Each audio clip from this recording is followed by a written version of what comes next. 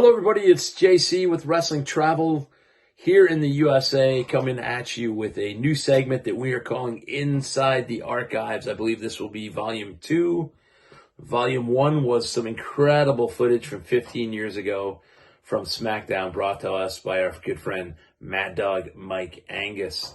Our hopes with this little segment is that even you can get involved, anybody watching this.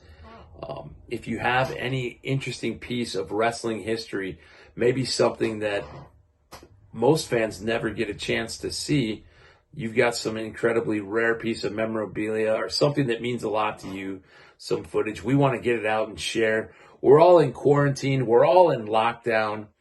So let's come together. I know I would be way interested in seeing what people have.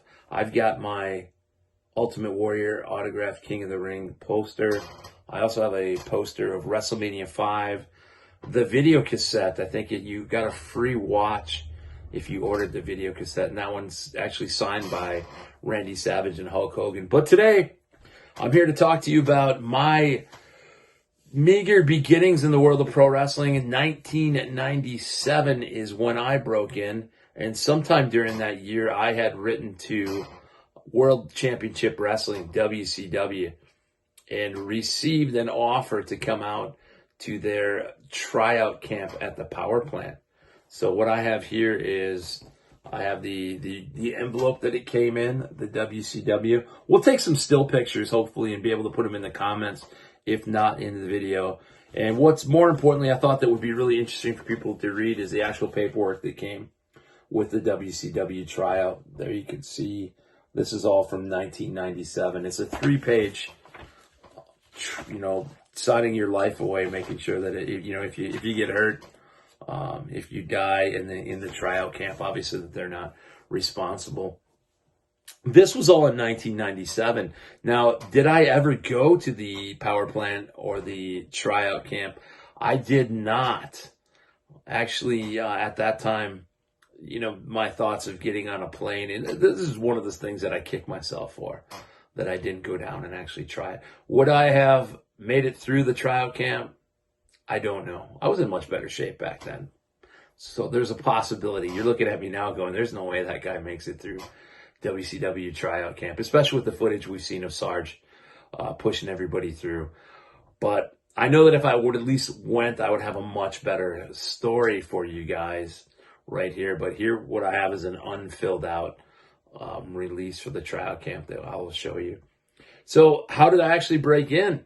Funny enough, what happened was I went to a local show. I was at school at University of Wisconsin, River Falls, the Falcons, look it up. My football teammates and I, during the downtimes of practice or anything, started talking, hey, do you remember this guy, Jake the Milkman Milliman?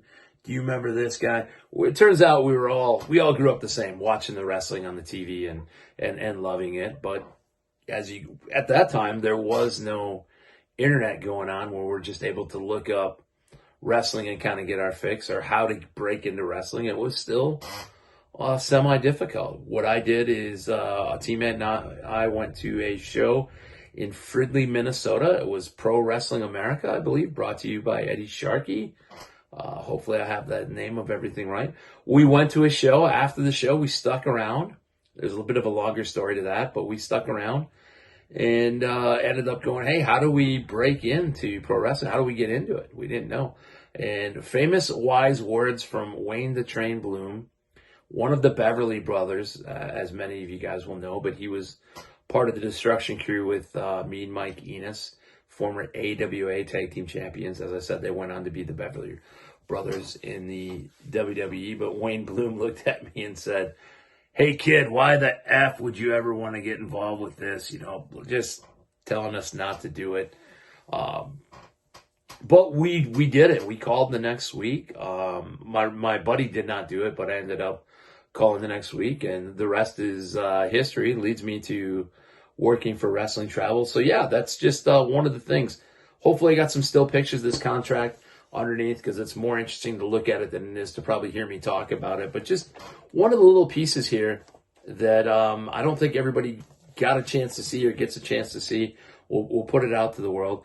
If you have some interesting memorabilia and you would like to be featured on Inside the Archives presented by Wrestling Travel, please, and hopefully Mr. Editor Boy or Guy can put it down here underneath.